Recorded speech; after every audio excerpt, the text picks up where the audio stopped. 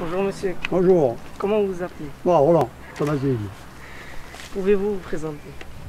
Ah ben, ça dépend ce que vous voulez savoir de moi. Hein. Quel âge avez-vous? Ah, 40, non, 40, ça passe pas 40. Hein, 65 ans. Vous avez connu Epifano avant sa construction. Il n'y avait rien. Racontez-nous comment c'était. Il y avait plein d'arbres et tout, les oliviers, des pins. Et ils ont démaquisé pour pouvoir faire des bâtiments. C'était le plus bel endroit de Porto Rico pour aller à la chasse aux merles et à la bécasse. Maintenant, il y a nous. Là, dans les temps, il y avait beaucoup plus de monde que maintenant. Là, il y avait un magasin, ils vendaient du vin et tout. Maintenant, c'est fini, avec toutes les grandes surfaces. Et toutes les façades, c'est fait avec de la chaux à l'ancien temps.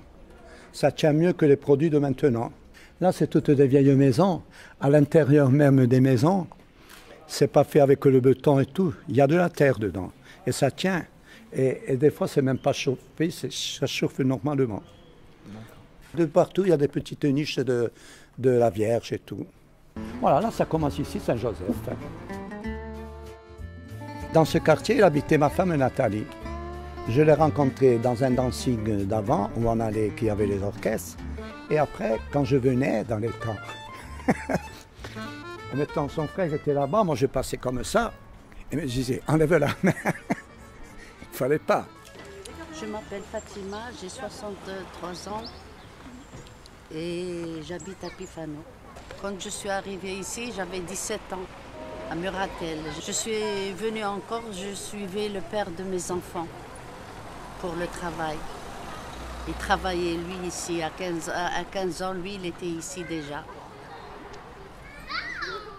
Je me suis mariée en Algérie avec lui et après j'ai resté 9 mois là-bas et après je l'ai suivi. Le principe était avant tout d'enregistrer les mémoires d'un personnage d'un quartier de Bastia et d'ailleurs quand on le fait ailleurs. L'idée c'était de faire en sorte qu'il y ait un échange intergénérationnel entre des gamins du quartier, enfin des jeunes du quartier et un ancien du quartier. Et par cet échange, on enregistre, on garde en mémoire, on va dire, le passé de ce personnage, ce qu'il a vécu, comment il est arrivé là, comment c'était avant, comment il voit le quartier aujourd'hui.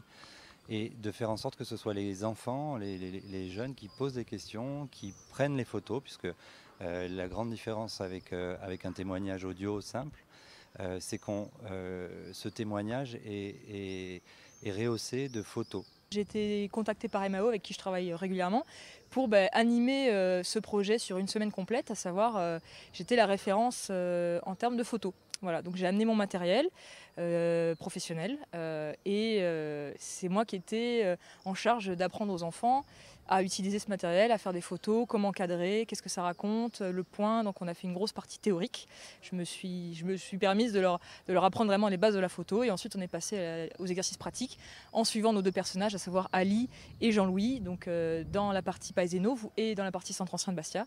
Et c'est eux qui faisaient les photos. Et moi j'étais derrière eux à leur dire voilà, essayez de cadrer comme ça, là fais le point ici, là essayez de mettre un peu plus d'air. Voilà, j'aurais appris vraiment les termes techniques comme moi j'aurais aimé qu'on me l'apprenne à leur âge.